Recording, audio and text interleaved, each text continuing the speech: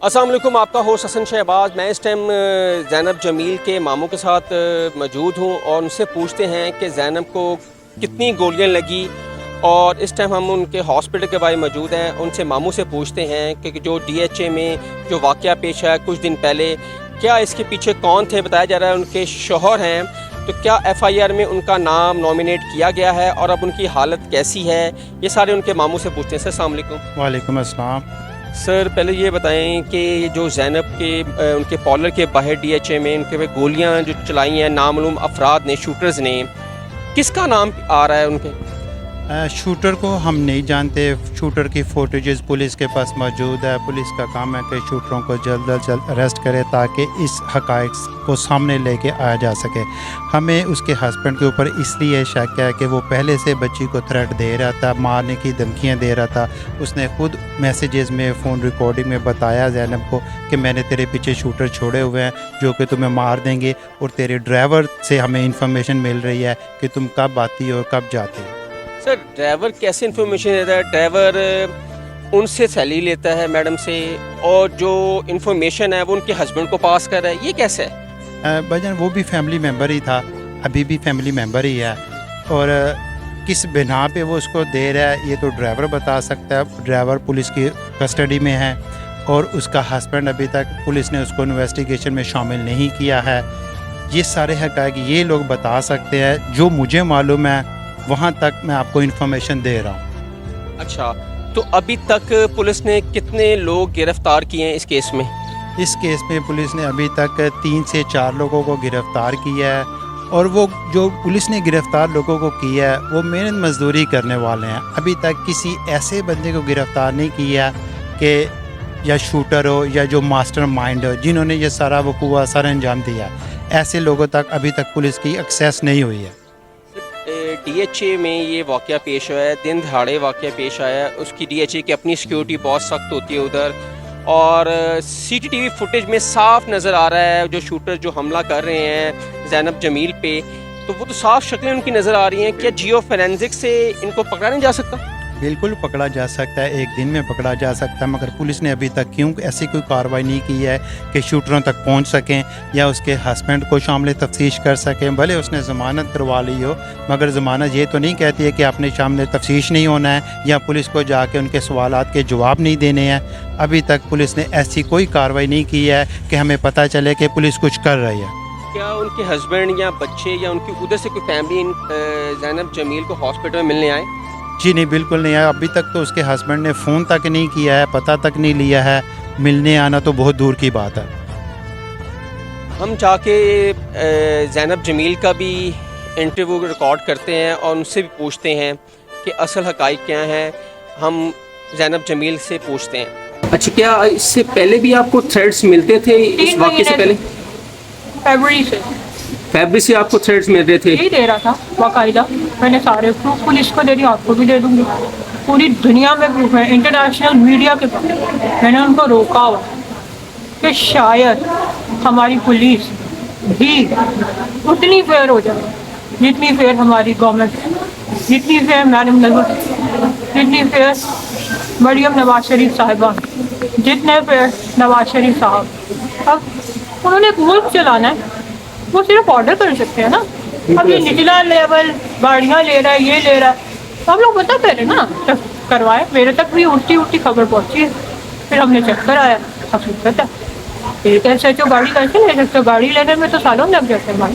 क्या? अच्छा, एक और बात, जिस दिन ये वाक़या हुआ उससे 2 दिन पहले उस थाने का DSP चेंज हुआ। वाह, ये कड़ियाँ तो मिलाएं, क्यों DSP चेंज हुआ?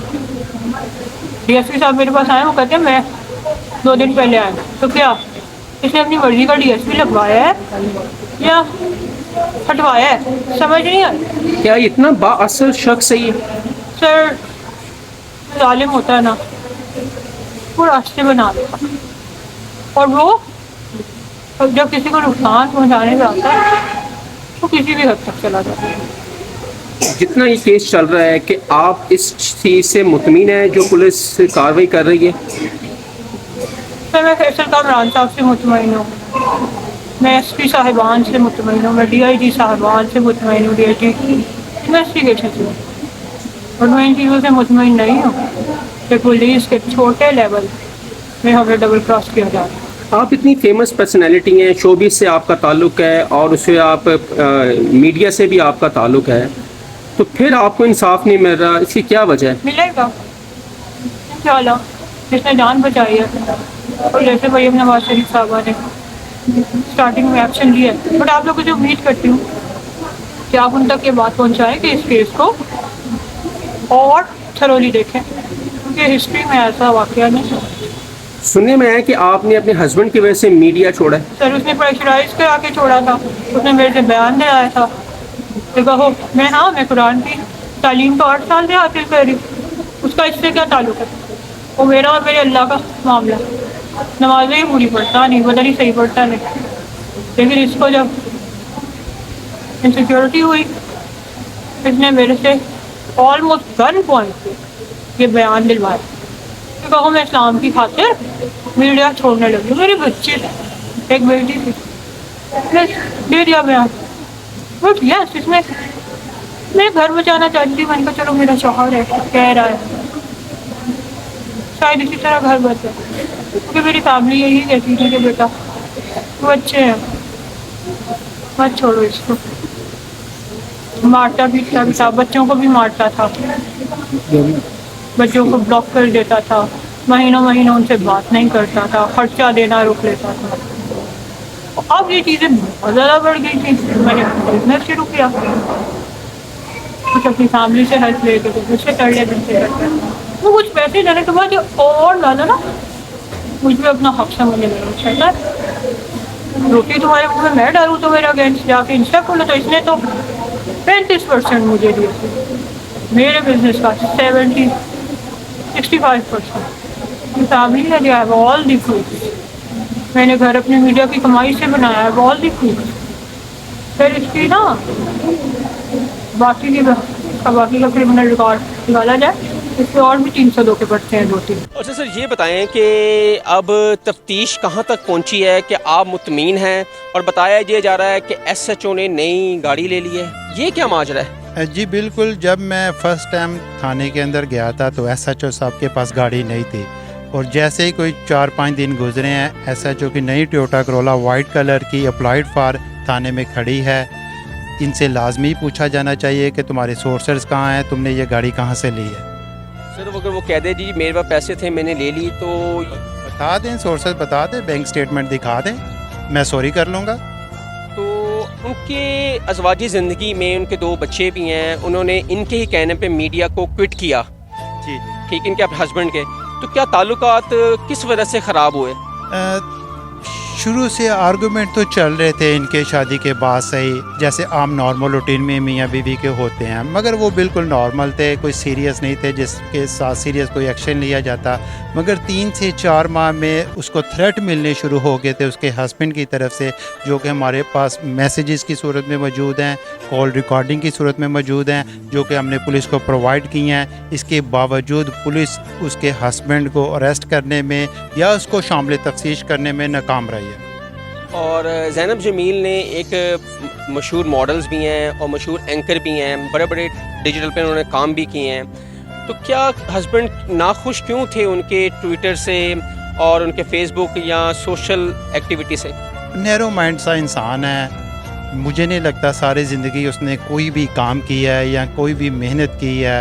फैमिली का पैसा उसको मिलता है, लोगों को गोलियां मरवाता फिरता है। पहले भी ऐसे उसने कुछ वाक़यात किए हैं, और जब वो उधर वाक़या करके आता है कोयटा में तो लाहौर में आके ज़ैनब के पास छुप जाता था, अभी यहाँ से वाक़या करके जाके कोयटा में छुप गया।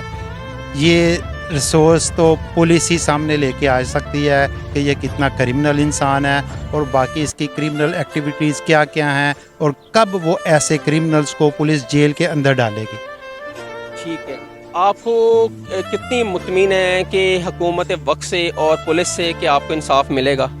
हुकूमत वक्त से तो हम मुतमिन हैं, क्योंकि मरियम नवाज़ शरीफ साहबा पुलिस से इस केस के बारे में इंफॉर्मेशन लेती हैं, मगर जो थाने तक की हदूद है ना वहाँ उनकी आवाज़ नहीं पहुँच रही।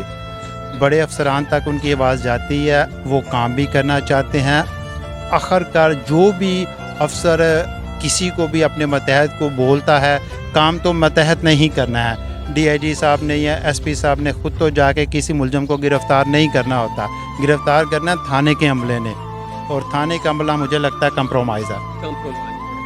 नाज़रीन, ये देखा है ज़ैनब के मामू हमारे साथ थे और ज़ैनब को 6 गोलियां मारी गई और बताया जा रहा है कि इस केस में जो शूटर थे उसको हायर करने वाले ज़ैनब जमील के शौहर जमील थे और वो इल पे इल्ज़ाम लगाया जा रहा है, और जो पर्चे में जिनका नाम लिया जा रहा है वो जमील है, जो ज़ैनब जमील के हस्बैंड हैं, उनका कहा जा रहा है कि इन्होंने ही हमलावरों को कहा और इस पर ज़ैनब जमील ने उनके ऊपर शूटरों ने हमला किया। बताया यह जा रहा है कि उनके शोहर इस टाइम पुलिस इन्वेस्टिगेशन में तामुन नहीं कर रहे, और देखते हैं कि ज़ैनब को इंसाफ मिलता है या नहीं मिलता। हसन शहबाज को इजाज़त दें और कमेंट्स बॉक्स में आपने मुझे ज़रूर बताना है कि आपकी इसके बारे में राय क्या है। तब तक के लिए इजाज़त दें। अल्लाह हाफ़िज़।